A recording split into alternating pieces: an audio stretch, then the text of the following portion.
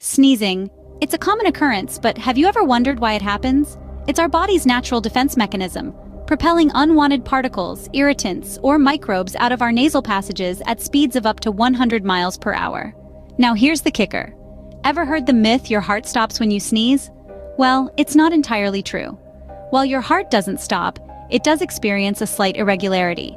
As you take a deep breath in before the sneeze, the pressure in your chest increases, affecting your heart rate. Then, as you sneeze and the pressure drops, your heart rate momentarily speeds up. So there you have it, sneezing, a fascinating bodily function that's more than just a chew.